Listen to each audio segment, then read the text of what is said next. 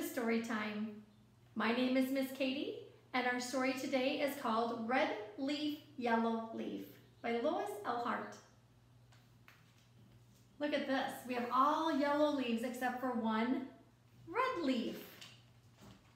And watch what happens. Now we have all red leaves except for one yellow leaf. Isn't that cool? All right, are you ready?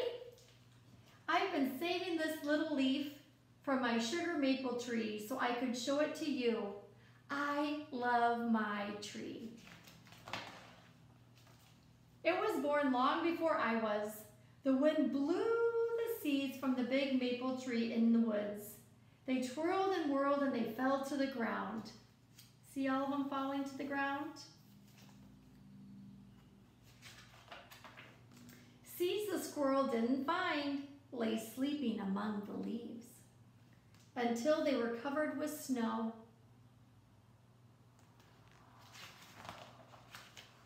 When spring sun warmed the seeds, they sprouted and sent roots down into the soil. Tiny leaves unfolded on their stems. Do you see how they came up and they got little seeds on their stems? I think my tree would have been happy to stay there forever. But one day, nursery workers came to collect the tree sprouts. See the clubs? And they got the tree sprouts. Where do you think they're going to take them? They transported the sprouts and tended to them year after year. Just as the trees were settling in, they were measured, marked, and uprooted again. And they have little signs on them. This one here says, fall delivery to the garden center. So now all these trees are going to go to the garden center. Each ball of roots were wrapped and tied with twine. Do you see all the roots there? And here is the twine that they tied it with. And this tree here says sugar maple. I wonder if that's his tree. My tree was loaded onto a truck filled with other trees and delivered to the garden center. We love trees, it says. And this truck here was truck number 296. A lot of trucks, I guess. We went there in the fall and picked out my tree. And this one here says silver maple. Norway maple was this tree. And this one was a sugar maple. So we have a silver maple, Norway maple, and a sugar maple. And I think they took the sugar maple because I see a hand there. I think that's the one they picked.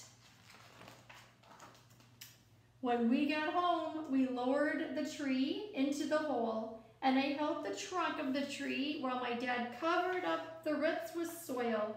And look what was inside the soil. Can you see the worms in there? Because that helps the tree grow.